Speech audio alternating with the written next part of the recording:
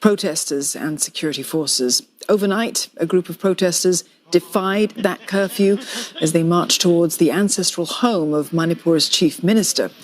Security forces used tear gas and batons to... The greatest threat to democracy today is not poverty, not corruption, not even war. It is a growing trust deficit between the people and the institutions meant to serve them. अब बात करेंगे आज trust deficit की। क्या होती है ये keyword और क्यों आपके लिए मेंस के पर्सपेक्टिव और इंटरव्यू के पर्सपेक्टिव और यहाँ तक कि जब आप आईएएस और आईपीएस ऑफिसर्स बनोगे तो आपके लिए बहुत ज़्यादा इंपॉर्टेंट होगी। ठीक है, स्टार्टिंग लाइन से आप समझ होगी कि ये कितना ज़्यादा महत्वपूर्ण है। ट्रस्ट डेफिसिट का सीधा सा मतलब होता है एक अदृश्य दूरी जो व्यवस्था को खोखला बनाती है। इसका सीधा सा मतलब अगर हम देखें तो वो ये है कि जब दो लोगों या किसी एक व्यक्ति के किसी संस्थान, किसी ऑर्गेनाइजेशन, किसी चीज़ के प्रति विश्वास में कमी होती है तो उसी को ही बोलते हैं ट्रस्ट डेफिसिट। इसकी अगर डेफिनेशन देखें तो विश्वास की कमी उस स्थिति को कहा जाता है जब व्यक्तियों, संस्थाओं या देशों के बीच आपसी भरोसा और विश्वास में गिरावट आ जाती है, जिससे संदेह, गलतफहमियाँ और सहयोग का अभाव उत्पन्न होता है।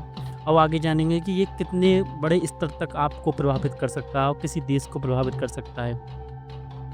विश्वास की कमी या टूटन होती है जब संस्थाएं, नागरिक, सरकार या समूह एक दूसरे की नीयत और कार्यप्रणाली पर संदेह करने लगते हैं। आज भारत की स्थिति लगभग यही हो चुकी है। किसी को किसी पर ट्रस्ट नहीं रहा है। अगर आपके साथ कोई अपराध होता है तो आप पुलिस प्रणाली पर विश्वास करने से हमेशा डरते हैं। संवेदनहीनता, संवाद जो हीनता है वो कम बढ़ी हुई है। पारदर्शिता की कमी है। वादों को निभाने में विफलता से ये बढ़ता है। आज हमको ना पुलिस पर विश्वास है, ना किसी प्रशासन पर विश्वास है, ना किसी नेता या राजनेता पर विश्वास है। अब जानते हैं क्यों होता है ट्रस्ट डेफिसिट। कई कारणों से इसको देखा जा सकता है, जैसे कि वादों और कार्यों में असमानता, कि कोई वादा करता है या हमारे साथ असमानता का व्यवहार करता है। किसी चीज़ में अपारदर्शिता होती है, जानकारी की कमी होती है, अनुभवजन्य धोखा या विश्वासघात होता है। संस्थाओं की विफलता जैसे पुलिस और न्यायपालिका। सबसे बड़ा जो कारण आज भारत में देखा जा सकता है वो है न्यायपालिका। न्यायपालिका पर इतने सारे अपराध और इतने सारे आरोप लगने के बाद भी वह खुद को पारदर्शी नहीं बना रहा है। Controversy around it is said to have been one of the main reasons that has claimed Jagdeep Dhankar's position as the Rajya Sabha chairman and the vice president of India. Now, sources telling your channel that the motion against Justice Verma will be first presented in the Lok Sabha. This सामाजिक या सांप्रदायिक पूर्वाग्रह, इसके types क्या होते हैं, इसके प्रकार क्या होते हैं? वो होते हैं राजनीतिक, कि हम सरकार के प्रति क्या होते हैं, हम में विश्वास की कमी होती है, जो कि आज के भारत में आपको देखने को मिलता है।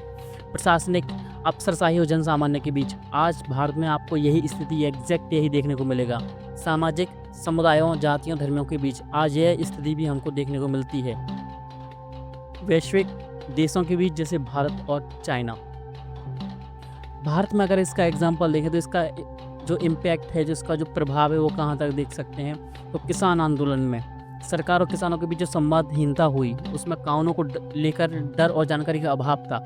सुप्रीम कोर्ट की मध्यस्थता के बावजूद संदेह आज भी बना हुआ है। सेकंड अगर एग्जाम्पल देखें तो सबसे बड़ा एग्जाम्पल मणिपुर हिंसा में आपको देखा गया कि लोगों का सरकार से विश्वास उठ चुका है। सरकार नाकाम रही है, वहाँ का प्रशासन नाकाम रहा है उस चीज़ को सुलझाने में।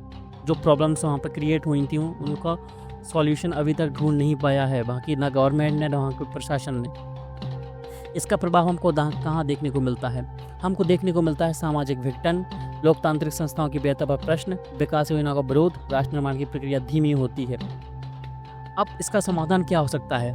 आपके सामने जो फोटो शो हो रहा है वो मिर्ज़ापुर की आईएएस दिव्या मित्तल हैं, जिन्होंने अपने कार्य के ईमानदारी और सत्यनिष्ठा में जो उन्होंने प्राप्त किया है उसको देख सकते हैं आप। उनका एग्जाम्पल आप कहीं पर भी सर्च करके देख सकते हैं। उन्होंने जिस ईमानदारी से कार्य किया, जिससे वहाँ की जनता में जो विश्वसनीयता बढ़ी, वो आपको भारत की किसी भी जिले में तुलनात्मक रूप से नहीं देखने को मिलेगी। पारदर्शिता बढ़ानी चाहिए। आरटीआई, सोशल ऑडिट्स, संवाद, लोकतांत्रिक विमर्श, जवाबदेही, कार्यों की समय पर समीक्षा, नैतिक नेतृत्व, ट्रस्ट बिल्डिंग के लिए व्यवहारिक आदर्श होना चाहिए। जैसे कि आप दिव्या मित्तल का जो एग्जाम्पल हैं वो आप एथिक्स में लिख सकते हैं। नैतिक दृष्टिकोण से विश्वास बनाना नैतिक उत्तरदायित्व है। ट्रस्ट एक सॉफ्ट कैपिटल है जो समाज को जोड़ता है। इन लाइंस को आप अपने एथिक्स में यूज़ कर सकते हो, मेंस के किसी भी सब्जेक्ट में ऐड कर सकते हो और यहाँ तक कि इंटरव्यू में आप इन लाइंस को बोल सकते हो। ठीक है, तो नेक्स्ट वीडियो आएगी आपकी एक नए कीवर्ड्स के साथ जो कि आपकी समझ को विकसित करेगी, जो समझ आपको यूपीएससी में सफलता दिलाने में सहायक होगी। आप सभी का बहुत बहुत धन्यवाद।